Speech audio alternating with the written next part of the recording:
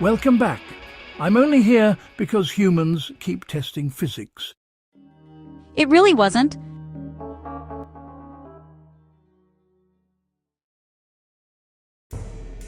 Okay, but this time I'm safe. Rubber tires protect you from lightning. I'm still alive? No, the tires did not save you. The electricity travels around the metal frame because the car acts like a Faraday cage. It keeps the current on the outside surface. It's the metal cage, not the rubber tires. So I was protected by science? You were protected by metal. Confidence is an insulation. Stay inside. Avoid touching metal surfaces. And perhaps stop experimenting.